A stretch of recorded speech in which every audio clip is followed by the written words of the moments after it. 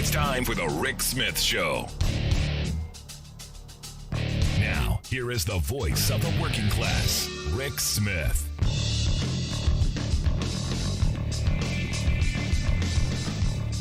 And welcome, brothers, sisters, working class heroes. This is the Rick Smith Show. Thanks so much for being here today on the big program. Lots to get to, lots to talk about. I'm sure you saw yesterday the Biden folks rolled out, another $6.1 billion in support for reshoring manufacturing, some chip manufacturing, because, hey, we need chips. We need lots of them. And not the kind that we eat, but the kind that go into our smart thingies. The things that make our smart thingies smart, those things that we kind of allowed other countries to kind of dominate. We're now saying, hey, we're going to be the leader, the global leader in this. And on Thursday, the administration announced this Micron project, $6.1 billion, going to go into building a memory chip factory in Idaho. That will come online in 2026. 2 factories in Clay, New York, and then evidently 2 more will be built with private money, no CHIPS money on this. This is all part of the 2022 CHIPS and Science Act that Democrats and Joe Biden got through. And understand, this isn't the only ones. You've got that big one that's going to go out in Ohio with Intel. Intel's also building one in Arizona. TSMC's building another one in Arizona. Samsung's got one planned for Texas. There are others across the country that are propping up. So we will be the global leader in chip manufacturing. And I got this thought, that giant stupid thing that, Joe Biden did that. Yeah, Joe Biden did this. And thank you, Joe Biden, because the future is all about these chips. The future is about sustaining your ability to innovate, having control of your own data and technology. And I think, the pandemic really accelerated what we've been talking about on this show for decades, which is if you're not a producer, you're dependent. If you're not a manufacturing country, if you're not making stuff, you're at the mercy of someone else. And this has always been my argument, Once you give away your productive capacity, once you give away your manufacturing base and the brains that go with it, understand we have had a massive brain drain over the last 20 years, 30 years in manufacturing. People that can take a chunk of something and turn it into something. Wood, steel, whatever. Turn it into something valuable. We're losing that. And the reality is part of it was by bad policy. Part of it was, we just got complacent. And a big part of it was bad policy. Did I mention bad policy? Because all of the things that we're suffering under right now, bad policy did. So for me, the idea that we can undo bad policy with what? With good policy. Like I think reinvesting in chips capacity, I think that's extraordinarily important. Not just because I want cheaper iPhones or I want, to have iPhones or widgets or gizmos, but from a national security standpoint. And again, I've had a bunch of people say, well, you're xenophobic because you're against the Chinese. I'm not against the Chinese. I'm against the Chinese communist government. Maybe it's the era of which I grew up, but I don't know. I still have a problem with the communists. I just do. As my laptop says, the Chinese communist government, right to work state since 1949. Not in favor of them. Which interestingly enough, weirdly enough, today my daughter had a question from one of her classes, asking for them to go home and interview their parents or their grandparents about what it was like during the Cold War. And, I said, look, I grew up in an industrial center. Cleveland, Ohio was an industrial hub, steel mills and auto plants and manufacturing out the you-know-what. Now, again, this is back in the 70s, early 80s. And I grew up knowing that we were in an industrial hub. We were one of the first strike places. If there was ever going to be us bombing each other, Cleveland would be on the top of the list of places that an enemy would target because of its manufacturing capacity. And I said, look, we also knew that there would be mutual assured destruction. If one did it, the other one would retaliate and everyone would be screwed. So you kind of took some solace in that. But also that, being in a place of first strike capacity, you knew you weren't going to, it would be quick. You would be annihilated quickly, so you wouldn't suffer, I guess. And my daughter's like, oh my God, that's terrible. That's the world in which we came from. But we had that manufacturing prowess. And it got me to thinking of where we are. And understand, this is where my mind comes from. I'm a firm believer in strength through power, silent power. But I'm big on make your stuff home. Make sure you're strong at home. That's how you keep the peace, not by continuing to give away. We were sold on this idea, from the Reagan era forward, Bill Clinton part of it too, that, nations that trade with each other, they don't go to war. We now find out that's nonsense. I never bought it because eventually what has happened, you've hollowed out our base. Now, fortunately, we've wakened up. We've awakened from the pandemic and we're rebuilding some of this, but it's going to take a bit. And I'll tell you, this guy, Joe Biden, this Biden, he did that. He started to bring back manufacturing. And I hope in November people give him the credit for that because they've done some of it. Now, it's not going to ever come back the way it was when I was a kid. This idea that a factory is going to employ 50,000 people, that's not going to happen. But being able to control your own means of production for any nation is, it's paramount that you're able to do that. And he's moving us in that direction. Also, on Thursday, the Biden folks, the FTC, the Federal Trade Commission, voted to restore, what was that thing, that net neutrality thing? The FCC, I mean, and the FTC. They the vote there so that, Comcast and Verizon, they don't get to keep feeding you stuff that they want to feed you instead of what you're looking for. It drives me crazy. I'll Google something or I'll use one of the search engines to find something, and I've got to scroll through 10 things that they think I want instead of what I actually want because they're getting paid for the other ones. I think you need to have net neutrality. That is a good thing. Again, Joe Biden did that. And remember, this week we talked about the fact that overtime is being expanded to millions of workers over the next several months because of the raise of the threshold that would give someone the ability to be tax exempt or overtime exempt. Management. They also banned non-competes. They're going after junk fees and late fees. They're doing all kinds of really great stuff. Stuff that you go, maybe that's important. And look, we don't hear about any of this stuff. The mainstream corporate-controlled media has been feeding us a steady diet of Donald Trump, which is why I think it's important I point this out. Now, today on the program, we're going to talk about the week that was, because, look, Trump and all of his legal wranglings have taken all of the air out of our media. And look, I get it. People want to know what's going on. I hope people are paying attention. But this is important too. What this administration is doing is nothing short of historic. They are setting the table for a positive future so that my kids might have a shot at something. That my kids might actually, inherit something worth inheriting. I saw this report from, I'm sure everyone knows who Mike Rowe is. He's the dirty jobs guy. But he said, look, and I love the fact that he's not beating up on Gen Z. He said, look, Gen Z is going to be the tool belt generation. And I agree. They're the people who are going to have to clean up the mess. I've been saying that for a while. They're the people who are going to have to undo all of the damage. All of this stuff is going to be in their laps. And that's what I've been telling my son. I go, reality is you're cleaning up the mess, buddy. Get it the best education you can. Learn the most trades you can because you're going to be the one who has to rebuild it. And in what way do we rebuild it? That's the question. Do we do it with low road employers and desperate conditions and poverty wages, or do we do it with good wages, good benefits, good working conditions?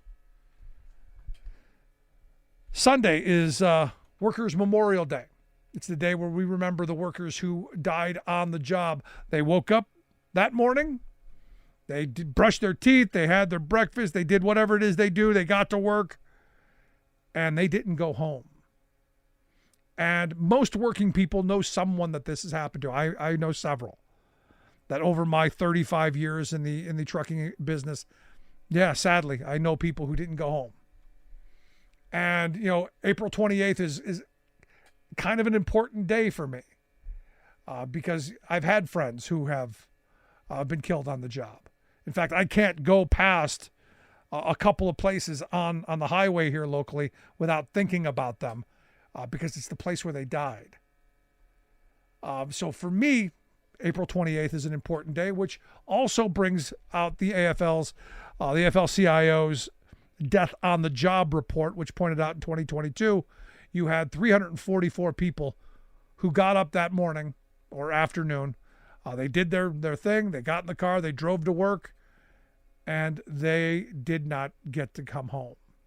344 each and every day from hazardous working conditions. That's 5,486 for the year here in the country. And they estimate that 120,000 workers die from occupational illnesses. That's stuff that you've been exposed to over the course of years. The cancers from various chemicals and all of the things that happen in that way. They say the fatality rate, again, has risen to 3.7% per 100,000 workers, which, you go, wow, that's better than it used to be 100 years ago. Yeah, it is. But still, I guess, unless you're one of those 3.7. Obviously, the low-wage workers are the ones who suffer the most. Black and Latino workers, they suffer the highest rates of dying on the job. Not surprisingly, because they do the most dangerous jobs generally. Employers reported, 3.5 million work-related injuries and illnesses. Again, another increase over the previous years. And look, I would argue that a lot of this is residual from the things that Trump did and the laxing of regulations and safety standards that happened with his NLRB and his Department of Labor. There are consequences to Republicans being in control of government. One of those things is much more dangerous workplaces. One of those things are lax enforcement of regulations and things that keep people safe. So don't be surprised, when things get worse, when you have Republicans in office. The rate of serious workplace injuries because of violence also increased 4.3 per 10,000 workers. The kind of injuries that have happened, 28% are repetitive use injuries, which, I go back to again, and I hate to keep hammering on this, but Republicans, I keep saying, hate working people. Look at what they do and have done. If you remember, it was the George W. Bush years where they did away with being able to claim repetitive work injuries. Sorry, I once had someone tell me, well, you've got arthritis. Work doesn't cause that. I go, yeah, but years of injury and years of work does. Thought? Now, they also say in the report that workplace injuries and illnesses are underreported. They say the number is actually somewhere between 5.6 and 8.4 million, not the 3.5 million that have been reported. Chemical exposures still at the top of the game there in plaguing workers and creating life-threatening and debilitating illnesses. The cost, they say, of all these injuries and illnesses, $174 billion to $348 billion a year. And that, they even say, is undercounting the number. That's not even talking about what happens to families through lost income, through lost breadwinners, to the communities where that money doesn't reverberate through, to society as a whole where you have these problems. Now, not surprisingly, the states that have the lowest union density rates generally have the higher death on the job rates. Right to work states, right up there. You got Wyoming, North Dakota, Mississippi, New Mexico, West Virginia, Louisiana. Those are your big ones. Wyoming, 12.7 per 100,000 workers killed on the job. And understand, we just don't have the resources to inspect. And I talked about this the other day. It would take 186 years for the federal OSHA folks to inspect every workplace in this country. And as this report points out, there are only 853 federal inspectors. And that's to inspect, 11.5 million workplaces? That is crazy. Between the state and the federal OSHA inspectors, you have 1,875. That is one inspector for every 80,000 workers. And you go, that seems like a lot. I don't know how you get there. They also point out that the budget OSHA has amounts to about $3.93 available to protect each worker. Doesn't seem like a lot. And they point out the penalties, and I've talked about this quite often. The penalties are pathetically low, something we should be really complaining about, especially when someone comes to this country and works in the fields, dies of heat exposure, and the company's fined, what was it, 25 grand? Crazy. But they say that the average penalty for a serious violation, about $4,500. The average penalty on the state level, about $2,400. And the median penalty for someone dying on the job for federal OSHA, 14 grand. On the state level, 7 grand. Yeah.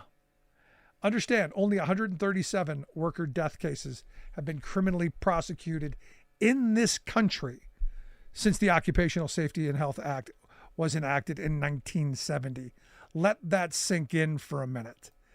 It's crazy. But there you have it. And for me, the way we solve this, the way we fix these situations, we let workers join and form unions to keep themselves safe. Because as I've said, I've never taken an unsafe truck on the road because I've always had the power to say no. I've always had the power to say, fix it. I'm not moving it. Every worker should have that power. Want to hear your thoughts? Email me, rick@thericksmithshow.com. Going to take a quick break. When we come back, Reed Galen's going to be here to share some thoughts on the week that is Trump. Back after this.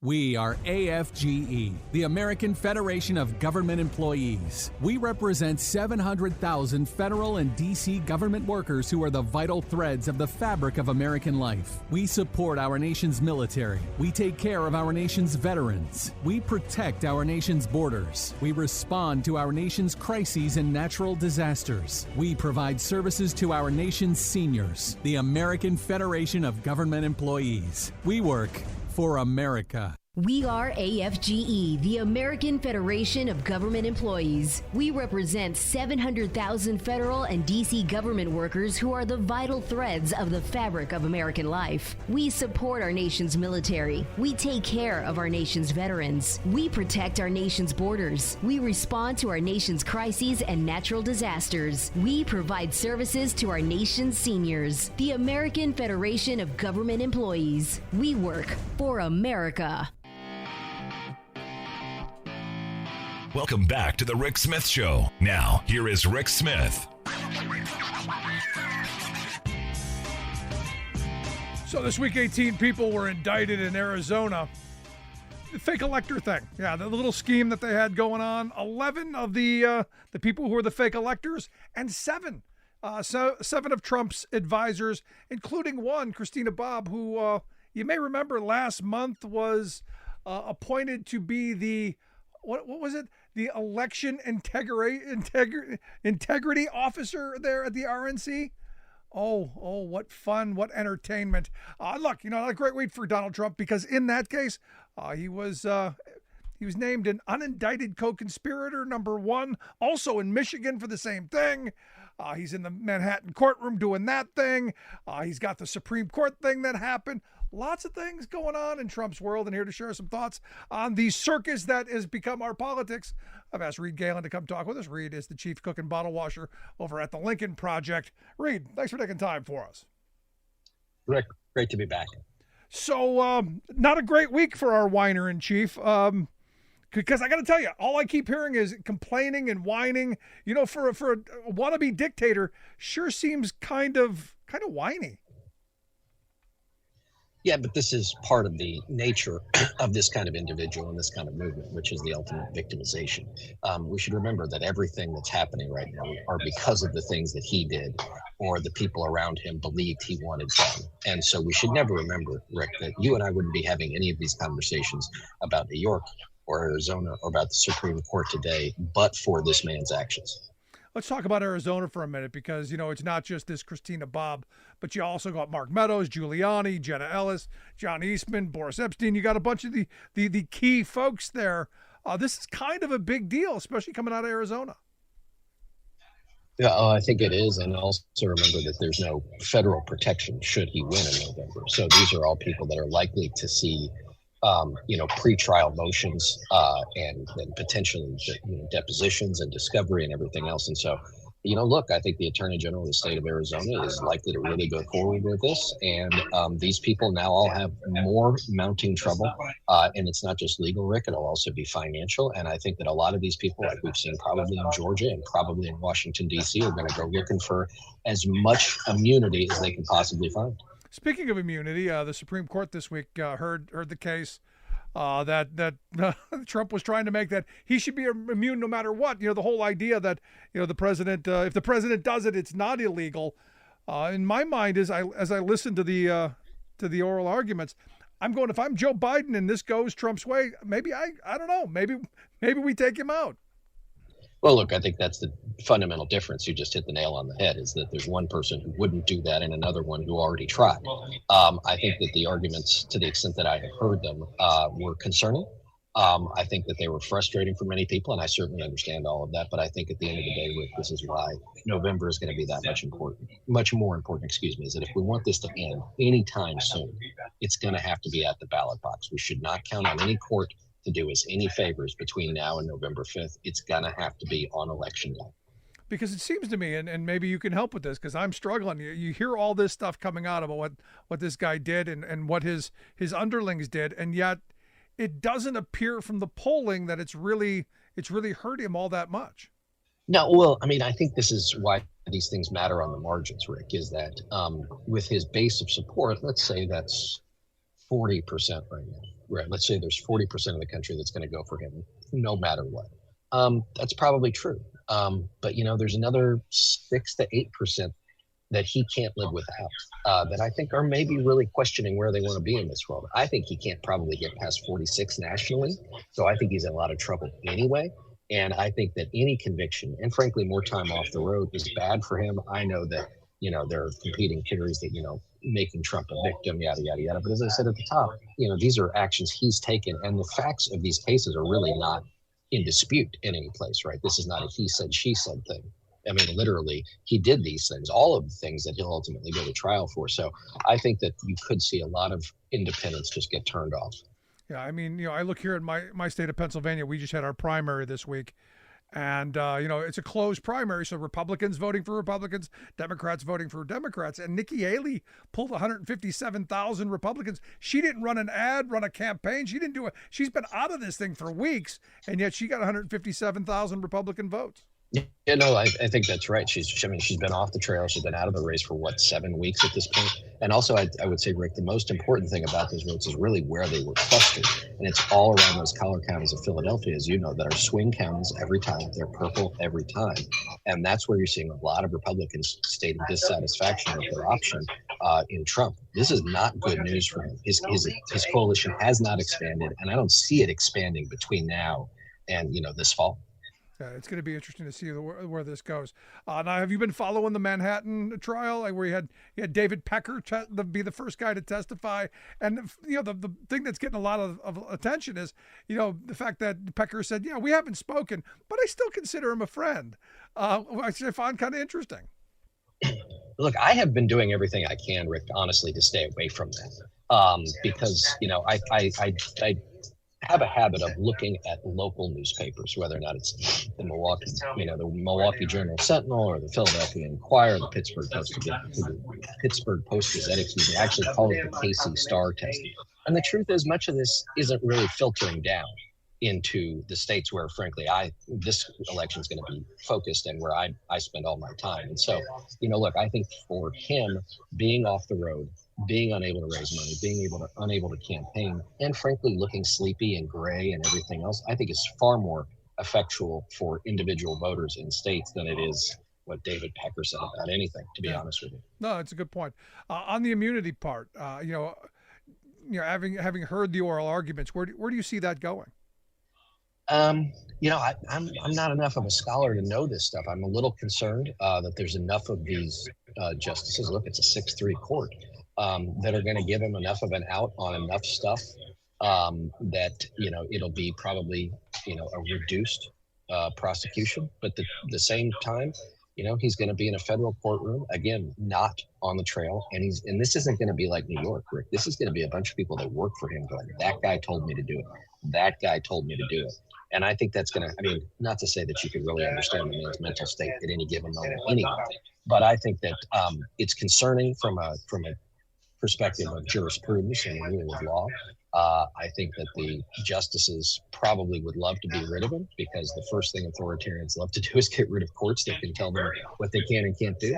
And so I think it's a wake-up call that if you're not worried about what's going to happen if this guy wins, you should probably get ready for it. Yeah, let's flip to the other side. Biden's fine, getting out, doing a lot of things popping up now. Some good stuff coming out of the Federal Trade Commission, the FCC, bringing back net neutrality. There's a lot of things happening. It seems like all the noise, all of the air is being sucked out by Trump. Will any of this stuff filter into the people that you're talking to? Will they see that the things have gotten done, and will Biden's message get through? It should. There's really no excuse for it not to work, right? They have the White House, they have the entire federal government at their disposal, and they're going to have a couple of $1 billion. If people aren't hearing about this, if individual voters aren't hearing about it, it's because they're not listening, A, or they're not being told loud enough, and A is a direct function of B. And so I think that the president's campaign, the cabinet, everybody that can needs to be screaming this stuff from the mountaintops. I think that, the stuff that they're taking activist positions on, whether or not it's the FTC or the airline rules, right, for folks who, listen, we've got summer vacation coming up, people are going to be stuck at airports. I think these things matter individually, because it says this is a guy who's here for me, not just for himself. There you go, Reed. I appreciate the time. Always good talking with you. Look forward to having you back again real soon. Thanks, Rick. Reed Galen, chief cook and bottle washer there at the Lincoln Project. Going to take a quick break. Right back after this. Stick around. You're listening to The Rick Smith Show.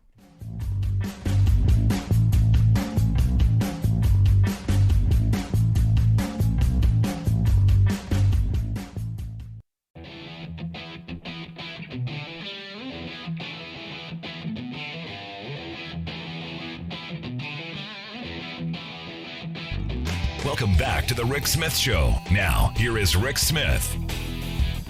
So, interesting week, as I said earlier, interesting week in Trump world. The circus known as Trump world. Like I said, Arizona and Michigan named as unindicted co-conspirator number 1.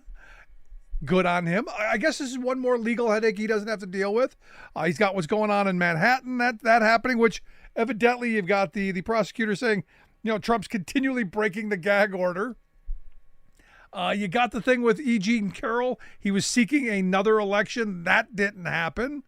The Supreme Court. The Supreme Court having his hearing on whether he can actually shoot someone on Fifth Avenue and get away with it. And look, if I'm Joe Biden, I'm watching this closely. Like I said earlier, I'm watching this closely. But here to share some thoughts on the week that was, the insanity, the entertainment, at least the entertainment value of it. I've asked our good friend Sarah Burris to come talk with us. Sarah's a reporter at Raw Story, rawstory.com, the website. Sarah, thanks for taking time for us. Hello, how are you? I'm good. I got to tell you, I haven't been spending a lot of time on talking about anything going on in Trump world. So I'm going to need you to catch us up, because I've just kind of stepped back and gone, this is almost surreal. And, a guy who wants to be a dictator just seems to be so whiny. I mean, it's this grievance, whiny, complaining. I can't take it anymore. I mean, he used to be entertaining. Now it's just kind of sad. Yeah. And honestly, things were a little bit quiet early in the week because it was still jury selection and then opening statements. And then Wednesday they're off because the judge has another court that he presides over for mentally ill defendants. Bless him. And so it was relatively quiet. And then all of a sudden it was like, boom, like everything just sort of happened. And it started really with the idea of, that they are indicting a whole lot of folks in Arizona for the fake elector scandal there and the election stuff there. Trump is an unindicted co-conspirator. The main piece of this I would keep an eye out for is Ken Cheeseborough is listed as a cooperator. So the reason that Trump is listed as an unindicted co-conspirator is because no one has sold him out yet. Not yet. So, right. So that is a complete possibility. And you have Cheeseborough, who's obviously cooperating. So if he can, he'll be, basically giving them whatever the heck they want from him, right? Mark Meadows is in that bunch. Boris Epshteyn is the new add to it. And so I'm wondering how willing those folks are to protect the boss, or if they're going to try and protect their own butt, right? Yeah, no, of the 18 that were indicted, my favorite still is Christina Bobb, who was the election integrity operations officer at the RNC. That's the part that just cracks me up. I mean, she's the integrity person there being indicted for, the scheme. Say what you want about Ronna Romney, but I feel like Christina Bobb would have been gone, the second you get indicted for something election related, right? Like, I feel like that'd be like swept under the rug and be like, bye. No, with this new RNC, it's a badge of courage, a badge of honor. This is one of those things, and I won't doubt if these people come out and like Trump's been doing, I'm doing this and I'm taking all the arrows so you don't have to, and you go, no, none of the arrows were coming at me. I didn't break the law. Yeah, and that's the thing. Like, none of us have broken any laws, and you look at the people who have broken a lot of the laws, or were conspiring with him. They're taking most of the arrows, right? Like, maybe there's one aimed at Trump or one like loosely aimed at him, but for the most part, there's the 18 other people. And I mean, look at Jenna Ellis's statement, where she's sobbing in the court because she's like, oh my God, I'm gonna have to have probation and pick up trash on the highway, So, I feel like this idea they should live stream that. I got to tell you, whatever that should be their punishment. I don't think any of them are going to actually go to jail, but the punishment should be they should have to go out in the Arizona heat and pick up trash, and we get to live stream it and watch it. Well, the thing is you would be completely within your rights because that would be public space. So you could put, a live stream camera on the back of your pickup and just ride along with them. Right. So anyway, yeah, I want to see that chain gang of Mark Meadows and Rudy Giuliani and John Eastman. I want to see those guys all chained together. Oh, please. Could I be the straw boss? And you just wonder too, like, are there going to be a bunch of Republican elected officials who are like, we'll figure out something for you so you don't have to pick up trash on the highway? You ever see? But in my head, I just, it's that, or they're like banging away, at rocks in a cave or something, like some cartoon. Or making license plates. It made me think of just a second ago. Did you ever see Caddyshack 2 with Jackie Mason? Yes. It's that. He gets thrown out of the country. He gets thrown out of Bushwood, and then they have this sale. They're society slaves, and he buys them all up and takes them to a construction site, and they're just so far out of their league. This would be that kind of humor. Yeah, this would be amazing. They could put them in some sort of exile and just leave them in the desert somewhere and make them figure out how to get back. I don't know. That seems sort of like a, you're in trouble with your parents in the back seat kind of a punishment. Now, the serious part of this is, you've got 2 states who are going after these fake electors. Yeah. And gee, I don't know. Do you think it's about time? 3.5 years later? I said the second that they put their names on that paper and they put it in and said, yeah, this is my homework. This is our stuff. The next day you go, well, close of business today. You're behind bars. And the thing is in Michigan, they already did their investigation and then turned everything over to the Justice Department. We're like, yes, this is clearly, we found all of this evidence. This is a conspiracy. Here are all the names that we found. The reason they did that is because it is a multi-state conspiracy. So technically the DOJ should be overseeing the whole thing. Well, but all of these other states have started going after them for the state crimes. The laws that they broke within the boundaries of the states, not merely the Fed stuff. So because I think we're seeing Georgia go after that, then Arizona and Michigan were like, well, hell, if they can do that, then why can't we? And they had the evidence. They have the stuff. So yeah, you've got the pieces of paper where they're saying, no, those people that were certified as electors, that's not the real ones. It's us. And then they got you on camera, right? No, they got the documents. You on candid camera.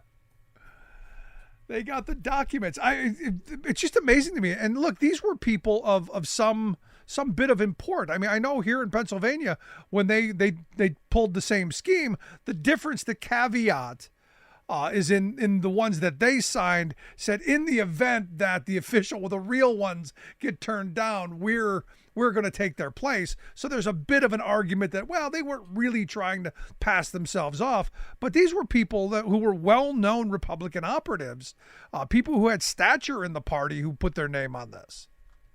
And those folks, it's more than one state where they did that because I guess they had lawyers in there who were like, yeah, I'm not signing on to something that I know is going to be a crime. I don't want to go to prison for Donald Trump, right? So I wonder if these are the only states that we're going to have, or if we can see a couple of other options. But I mean, yeah. I'm cool with these. I was happy with Georgia, but this is like a little Christmas present and birthday present wrapped into one, right? And more trouble for Rudy. I mean, I got to tell you, Rudy should know better of anybody. I don't know where he finished in his law class, but this seems pretty simple. Don't crime. Yeah, don't crime, and don't be bad at criming if you're going to do it, I suppose. But Rudy and his melting hair. So I also want to get your thoughts on the immunity case in front of the Supreme Court. Trump was whining on Thursday that he could not attend because he had to be in the Manhattan courtroom. I mean, juggling his legal schedule, that's got to be difficult. But I'll tell you, one of the things that caught my attention, because I listened to the testimony, I listened to the oral arguments there, and Alito caught my attention. And he was confronted with, and I forget what it was, but it was like a direct fact about the case in front. And he's like, no, I don't want to talk about that. I want to talk about the abstract. I want to talk about anything but reality. I want to talk about anything but what this case is really about. I want to talk about oranges or whatever the abstract was. And you go, yeah, that makes about sense for what they were trying to pull off and what the entire time of listening to that stuff was. It was the Republican appointees doing backflips to try and figure out how to come to Trump's defense. Yeah, and I think that was really the only option that they had, because this is clearly something that's against the law. They know it's against the law. They know that this is not okay. And so I think they're trying to figure out, okay, how do we make this seem not as bad when ultimately we have to agree that the president is not above the law, even Donald Trump. And I think, you're right with the Alito thing, where they really were just like, okay, well, what about this scenario? Or what about this? Like, they just wanted to keep coming up with different hypotheticals. And then I can't remember it may have been Alito, where they were like, it's Kavanaugh who was like, I'm not really looking at this from the perspective of this case. I'm thinking about it in terms of future cases. Yeah. And it's like, and bless her, Ketanji Brown Jackson at the end of it really brought everything back together and said, look, I know we can sit here and talk about different hypotheticals, but this case has an actual example of it, of exactly this law being broken, these laws being broken. So if we just look at this case and acknowledge that it is not okay to break election laws as a president, and that you can't get away with this stuff, then I feel like that sort of, covers everything. If you guys want to have this theoretical conversation about, the string theory of what ifs, then by all means. But when it comes down to it, we have the examples of this already happening. But here's what my thought was as I was listening to it. I'm going, if I'm one of those Republican appointees, if I'm, especially if I'm Kavanaugh or Gorsuch or Amy Coney Barrett, there's a way to get the Trump stink off of me. And that's to come out and go, no, look, the guy broke the law. The law is what it is. The reason that we haven't had all these kind of problems in the past is everyone feared that they would be prosecuted. There's only one guy who's entered office saying, no, I'm above the law. I can shoot someone on Fifth Avenue and get away with it. There's only been one person to say that in the history of this country that I can find, and it's this guy. There is a way, I think, for those justices to go, look, we're done of Trump, and save the country. I agree. Amy Coney Barrett in particular, I think, was probably the one justice that spoke out the most where of the conservatives, where I feel like she really was making it clear that this was not okay, that nobody should be above the law. And I think you can guarantee the top three liberals, but I think Amy Coney Barrett is for sure on that, presidents can't break the law and get away with it thing. Yeah, see, I think it's going to be a 5-4 decision, clearly. And I'm going to think that they're going to find a lighter way to not give him absolute immunity, but they're going to give him a pass without letting the whole thing go crazy. See, the thing is they've already given him a pass. I think the pass that they're giving him is delaying everything so that the case can't happen before the election. Right. And they, basically this is something that could have happened months ago, right? Like when special counsel Jack Smith asked to bypass the appeals court and say, look, we know this is going to go to the Supreme Court. Why don't you guys just take it up now? And Supreme Court was like, no, really? Maybe down the road. Right, maybe. And then they had an opportunity to, the second that the appeals court put out their ruling, they could have taken it up right then, because it's not as if the lawyers for both sides hadn't already argued this and didn't already have all of their briefs and everything ready to go. Instead, they waited another 2 months before they talked about it. Now you're looking at a decision that may not come out until June. And so the gift that they have given Donald Trump is waiting and delaying as much as humanly possible. And I think I think for sure there'll be 5. I think the other one is going to be Chief Justice John Roberts, who probably recognizes, this might not be the best idea. This is not the legacy I want for my my Chief Justice-ness. Already his legacy looks really bad. Yep. Because it's like an incredibly corrupt court. But I think that would make things look even worse if he ended up being that guy. No, it's on his tombstone, balls and strikes. Yeah, for real. So, this dude, I think that ultimately their gift will be, okay, it's going to be a 5-4 if some miracle happens and Gorsuch is just like, I can't do this, then maybe. But so what do you think happens? But in the end, what do you think happens if, they do wait as long as they can? And they do come back and say, no, he doesn't have immunity. What then happens? It goes to trial, right? Right. So the other thing that could happen is after they heard this case, they could say, while we're deciding this, y'all could just go to trial or start the process over again. There's a stay right now, and the Supreme Court could dismiss the stay. But again, that's never going to happen too, because this is the gift to Trump, waiting until June. What Judge Chutkan has said is looking at it from all of the motions that we need to deal with and all of the responses and the timeline that we have, we're looking at probably 80 days at a minimum between the time the Supreme Court gives us the ruling and when we can start the first trial date. So it may be December at the earliest. Yeah. But here's the weird, what if he wins and then's found guilty? I think that's a very interesting question. I think that would be super fun to figure out how that works, because I don't know about that. There is a scenario. There is absolutely a scenario where, because everybody's like, oh my God, if he becomes president, he's just going to tell the Justice Department to give all of this stuff up. Well, the thing is he's not going to be president, until January 20th. So they got December and January to try this guy. Right.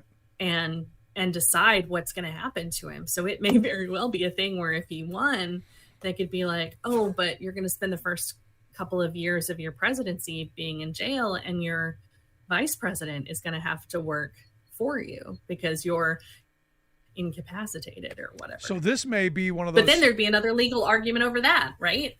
Whether a president can go to jail, and if that qualifies as the 25th Amendment, and it's going to be just like, it will be the constitutional crisis.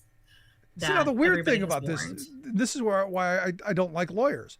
The weird thing about this, and I know all the legalese, and I listen to a lot of legal speak and a lot of double talk. There's right and there's wrong. And I think average Americans are looking at this going, there's right and there's wrong. If he did what he's accused of doing, which is, getting all these fake electors to try and undermine the actual process, if he did bring all those people to on January 6th to the Capitol to cause the chaos and the riot that happened just to hold off the certification of the vote, if he did these things, to me it's a black and white, right or wrong thing. All of this legalese, all of this, mental gymnastics. This is what I think, most people are tired of. There's right or wrong. I see it as a guy's wrong. Yeah, no.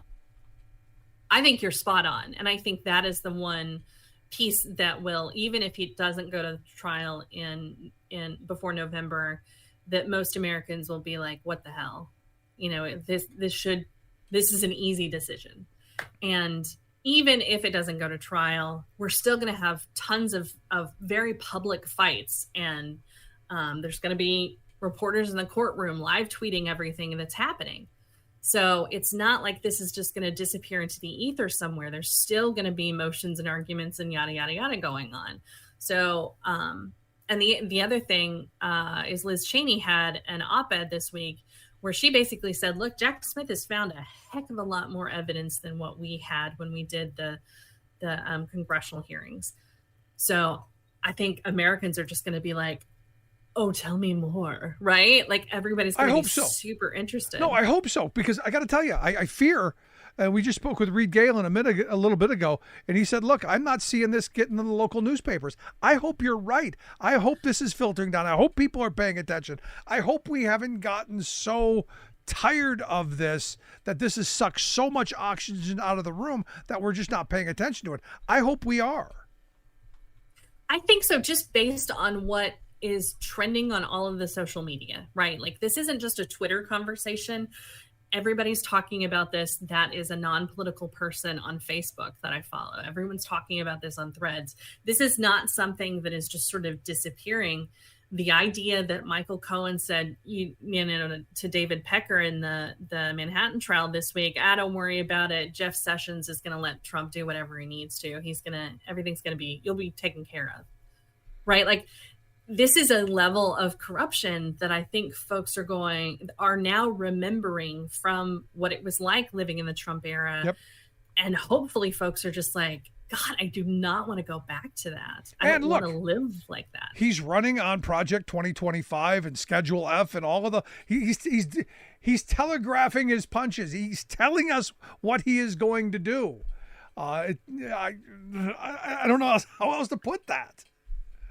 And oh my God, Mark Esper was on CNN this week talking to Jake Tapper and goes, look, this is so hypothetical. None of this stuff is going to happen with this whole like Trump could lead a military coup. And I'm like, what world are you living in, Mark Esper? You have former generals talking about this guy being incredibly dangerous. How are you not understanding the power of the presidency to pardon whoever he wants and the power to fire via tweet, which is what happened to Esper, right? Anybody who he wants, so he can put in the loyalists who will protect him the way that they didn't do in the first administration. And you've got you've got an entire think tank circle, a whole network who are behind this now as where they weren't before. They're not going to let this opportunity go to waste. That's just how it is. But Sarah, as always, appreciate the expertise, the knowledge, the input, and the humor. Always great talking with you. My pleasure. Have an awesome weekend.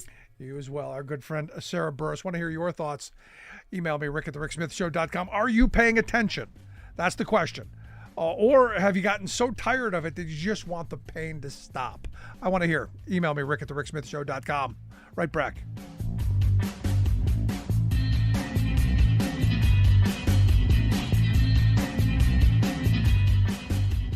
I'm Rick Smith, and this is Labor History in 2.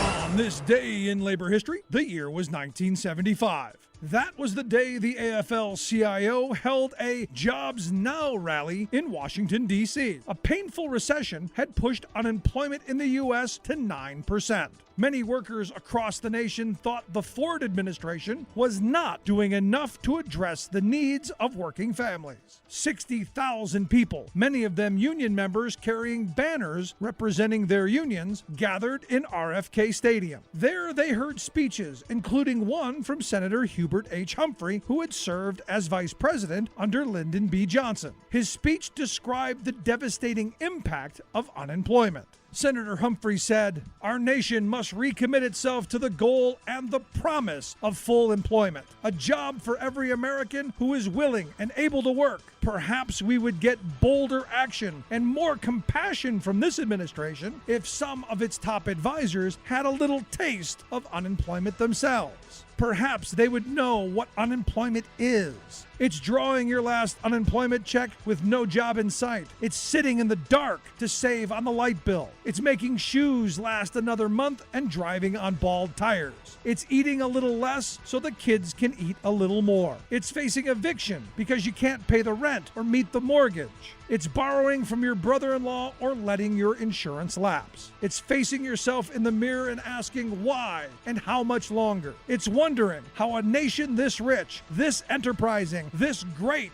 can let more than 8 million Americans who want to work and need to work go without work. Some protesters rushed the stage at the rally, causing it to end early. But his questions still remain. For more information, go to laborhistoryin2.com, like us on Facebook, follow us on Twitter at laborhistoryin2.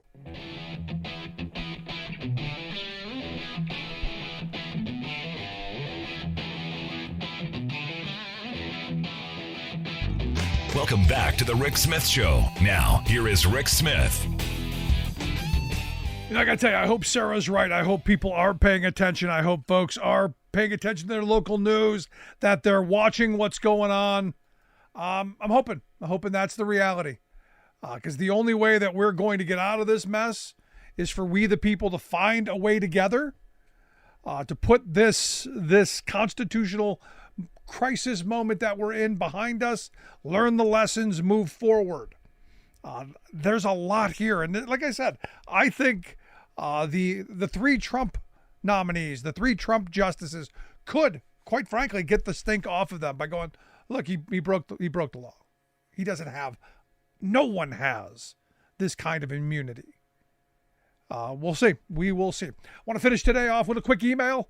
Mike in California sent me an email from Santa Cruz, California, a member of Teamsters Local 210, sent me an email, said, hey, do you support a 32-hour work week and paid for 40 a la Bernie Sanders. He says, I think a 3-day weekend would be great. I would use less gas and the company would use less energy as well.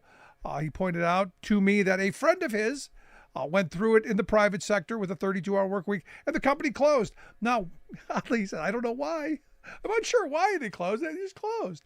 I don't know that it had anything to do with the 32-hour work week. But, to be honest, the 8-hour day's gone. The 40-hour work week is a construct of, labor law from over 80 years. And it's a push that's well over 100 years old. We're fighting for the 8-hour day, 8 hours for work, 8 hours for rest, 8 hours for what we will from 100 years ago. It's what they were fighting for. And very little has changed from that call.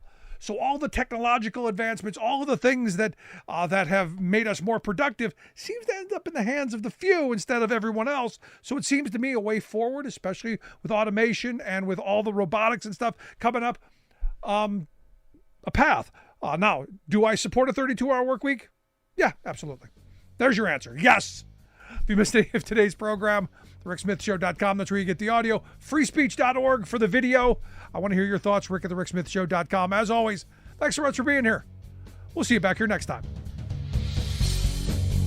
You've been listening to The Rick Smith Show. Email Rick at rick@thericksmithshow.com. Until next time, this has been The Rick Smith Show, where working people come to talk.